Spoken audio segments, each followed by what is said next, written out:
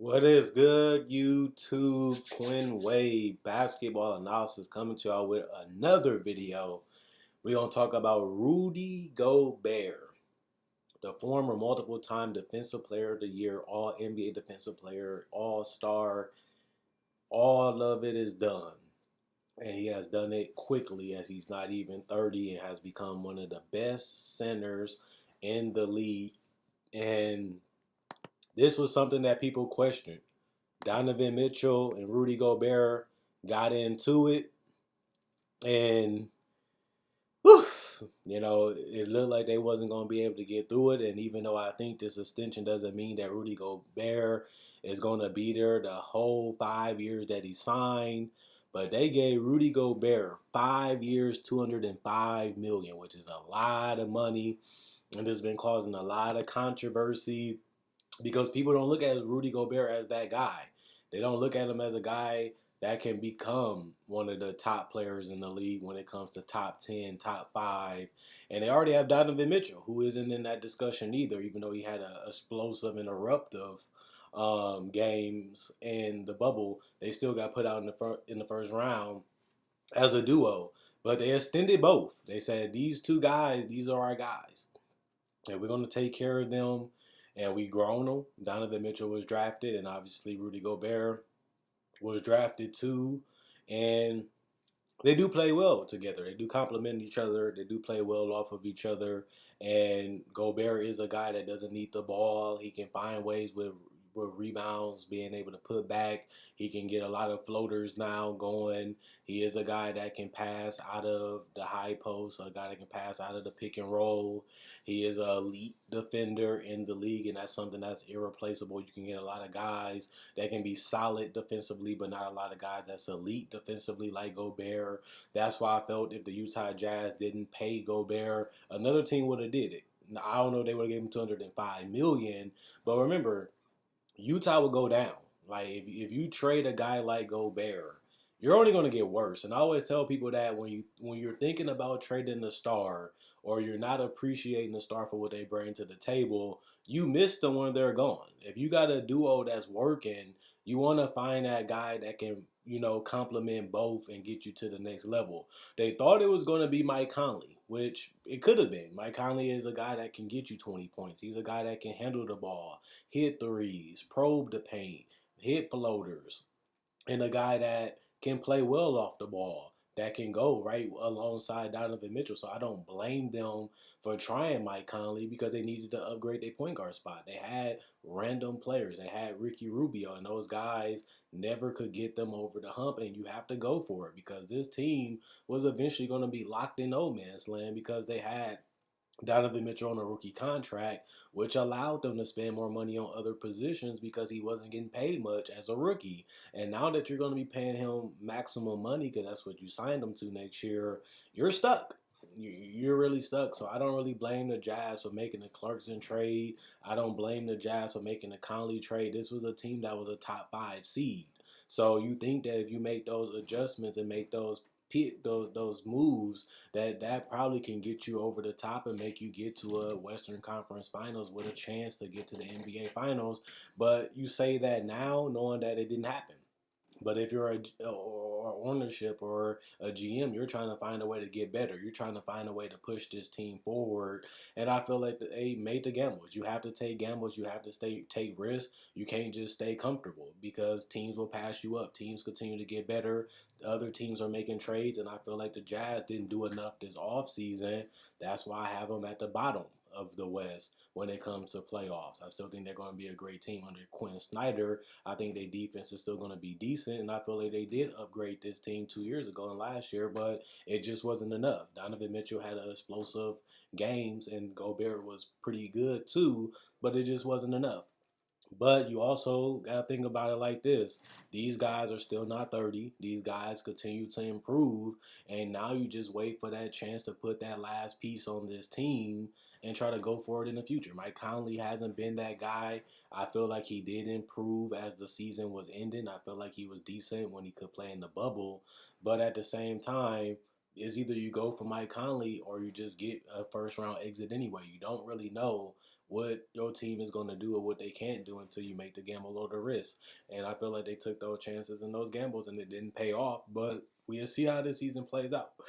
They can build up what they did last year and they can see if the chemistry can take them to another level. A lot of this team hasn't been turned over. They added Derrick Favors to give them a solid backup center alongside Gobert, and then they just gonna trust on their teamwork and they're gonna trust on their chemistry to possibly get them back into that top five and see what happens in the playoffs.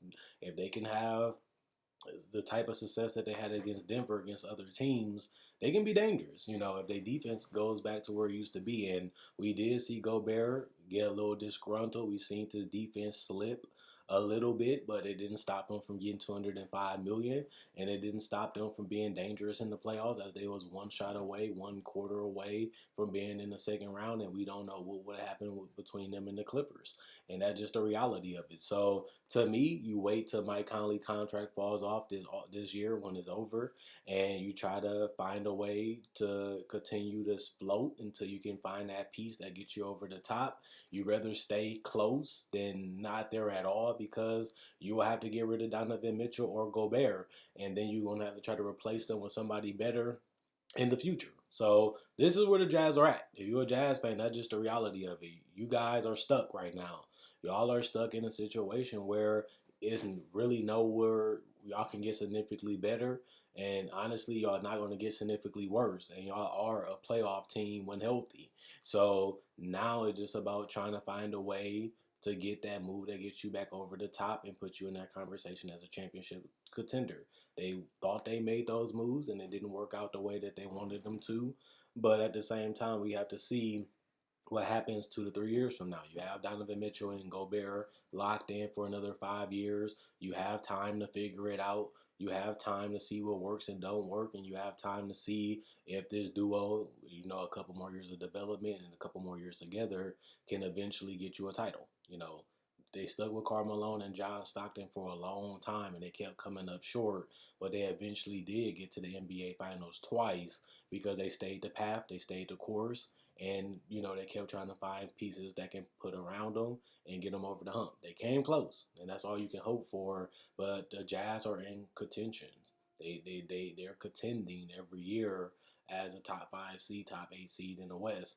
Now it's just about finding a way to get that next piece that puts them over the top. So to me, I'm not going crazy over this Gobert contract because guys that's worse than him are getting paid either more or around the same. And he is an all NBA player. He is an all-star player. He is one of the best defensive players when healthy and focused. And you can't say that about too many players in the league. That's how hard it is to get a Gobert. That's how hard it is to find a Gobert. And it's going to be basically impossible to replace Gobert if you're trading him. Now, you do have leverage now, since you do have him locked in long term, to trade him to a team in the future that you can find somebody that's interested or you want to change how the team is. You have him locked in on a decent salary and teams will trade for him. And he is a great rebounder. He is a adequate player in certain systems, and he could be a missing piece to a lot of other teams, if I had to be honest. So stay the course. Just ride this out a little bit longer. I'll give it about another 2 to 3 years, and if it really, really don't work or it blows up in your face or you can't continue to make the playoffs, which we don't know into the future, then you start trying to move him or Mitchell. These guys play well together. These guys play well off of each other, and these guys are a walk-in playoff spot. So you ride that until it's over. So I don't really have a problem with this deal. I don't really have a problem with the Jazz giving them the 5 years. And I am a fan of Gobert. I respect Gobert. And honestly, they could get out of this contract in the future. It's not that bad. And Donovan Mitchell is making close to the same amount of money as Gobert now. And that's the guy that you need to continue to take leaps if he's going to be your superstar guy, which they're paying him like he is. You're in the same situation with both. So keep your duo intact, figure it out, and if it don't work, you have a chance to move one or the other, and then at the end of the day, we see what happens in the future. Other than that, check out my website, analysisplayground.com. Link will be in the description comment section below. Check out my Facebook page, analysisplayground.com. Link will be in the description comment section below. Check out my Facebook because I have merchandise on there. You can change the color of the hat, change the color of the shirt, change the logo the way you want it to be customized. I can get it, message me, and I can get it shipped out to you. You can also buy merchandise on my spread shirt. There you can find exclusive merchandise that's only on there. You can also support the channel without buying merchandise by liking and sharing. That allows this video to be seen. That allows the video to be reached by more people. And I appreciate the people that continue to do that. Also comment what you agree with, what you disagree with, or you just want to let me know something, comment, and I do read every single comment. And at the end of the day, I am interested in what you guys think. Also, if you're new to the channel, I make a video every single day. So if you love breakdowns of players, legends, rookies, and also summer league coverage, summer league breakdowns, draft coverage, free agency talks, and discussions about the hottest topics, even trade deadline, season previews, top 10 lists, and playoff predictions, this is the channel for you, as I have over 2,000 videos to prove it. So check those out. Not only that, feel free to support the channel any way you want to. Other than that, Quinn Wade, basketball analysis. I'm going. Hopefully you guys enjoyed the video. Enjoy the rest of y'all.